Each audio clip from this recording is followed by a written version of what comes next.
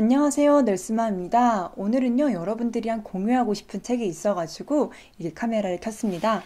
제목은요, 나도 아직 나를 모른다 라는 책이에요. 허지원 작가님이 지으신 거고요. 당신은 당신이 알고 있는 그런 사람이 아닙니다. 라는 이 부제까지 너무 마음에 들어가지고요. 3부의 제목이요, 완벽주의적 불안에 휘둘리지 말 것이라는 부분이에요. 보통 사람들이 그렇듯이요, 완벽을 추구하려는 경향들이 있어요. 저도 완벽해야 된다는 생각을 가질 때가 굉장히 많아지죠. 특히나 간호사 일을 하다 보니까 실수가 용납이 되지 않는 곳이다 보니까 더 완벽해야 돼 라는 생각이 제 머릿속을 많이 차지했던 것 같아요. 그런 저에게 챕터 9에서 이런 이야기를 해주더라고요. 이만하면 괜찮다. 왜 저에게 이런 말을 해주는 사람이 없었을까? 물론 간호사는 생명을 다루는 일이에요. 하지만 정말 사람 생명과 관련이 없는 일에서도 전 더 완벽주의적인 성향을 가지려고 했고, 이만하면 괜찮다 라고 말해준 사람이 없었던 것 같거든요. 이 책에서 이렇게 이야기를 합니다. 분명 열심히 살아가고 있으면서도 끝없는 우울과 불안이 오르락 내리락 하는 과정에서 주위 사람들이 자신에 대해 나쁜 평가를 하지 않을까 라는 생각으로 스스로를 괴롭히는 사람들이 있습니다. 자기 자신에 좀처럼 만족하지 못하는 그들은 완벽주의자라는 프레임에 갇혀 한 발짝도 또는 반 발짝도 앞으로 나아가지 못합니다. 그러면서 이렇게 이야기를 해요. 그러나 세상 사람들은요, 당신의 실수나 실패에 그리 관심이 없습니다. 당신이 다른 사람들의 실수나 실패에 큰 영향을 받지 않듯이. 이 부분을 보면 어떤 생각이 들어요? 저는 이 부분이 제가 왜 뽑았냐면요, 굉장히 저는 제 프레임에 갇혔어요.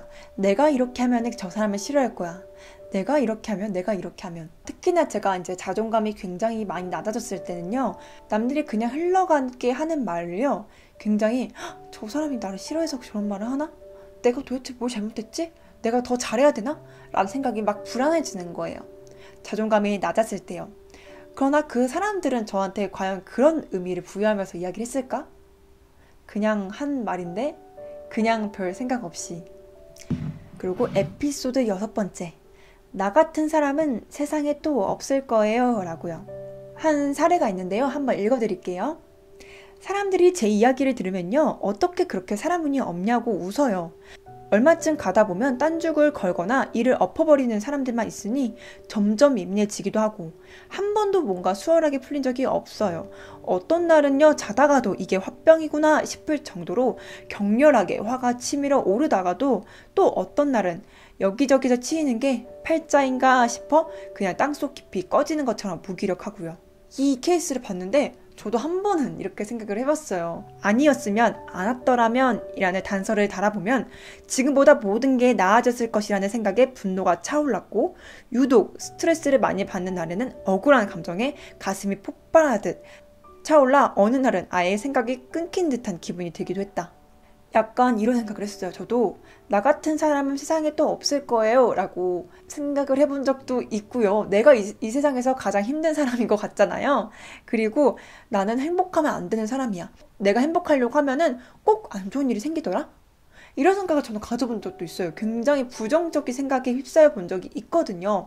물론 긴 시간은 아니었지만요. 나는 아직도 나를 모른다. 우리는 아직 우리 자신을 모릅니다. 사건 하나하나마다 의미를 부여하면서 스스로를 멋대로 정체화하지 말아요. 어떤 외부의 기대에도 부응하려 하지 말아요.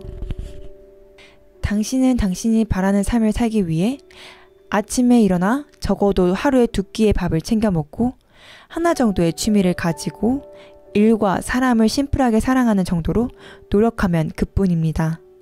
굳이 완벽할 필요가 없는데도 부러지기 직전까지 완고하게 버티거나 휘둘릴 의무가 없는데도 그런 역할을 꿋꿋이 해내지 말아요. 그래서 마지막에 제가 여러분들한테 항상 해주고 싶었던 말이 있어요. 당신이 아무리 스스로에게 너그럽고 관대해져도 당신은 여전히 노력할 것이고 여전히 누군가에게 민폐를 끼치지 않습니다. 천성이 그렇습니다. 이제는 당신 자신을 조금은 멋대로 둬도 되고 더 수용해주고 이해해줘도 됩니다. 애인이든 치료자든 누군가가 얼마 동안 당신을 안전하게 안아주며 토닥여준다면 그것도 참 좋겠지만 그럴 누군가를 만날 상황이 안 되면 스스로가 스스로를 계속해서 알아주면 돼요. 잘하고 있지? 너 잘하고 있지? 하며 너 잘하고 있지? 잘해왔지? 다른 건 다 몰라도 그건 내가 알지. 라고요. 너무 멋있어요. 나도 이런 글귀를 책상 앞에 적어두고 많이 봐야 될 것 같다 라는 생각이 드네요. 아주 짧게 제가 오늘 읽었던 책의 일부에 제가 감명 깊었던 부분을 이제 여러분들과 이야기를 나눠보았는데요. 여러분 오늘 하루도 혹시 스스로에게 완벽해야 되고 내가 실수로 인해 많은 자책감에 힘들어하진 않으신가요? 그럴 때 오히려 자신에게 지금 제가 마지막에 해준 구절을 읊으면서 하는 건 어떨까 싶습니다. 저는 오늘도 여러분들을 응원하겠습니다. 그럼 안녕!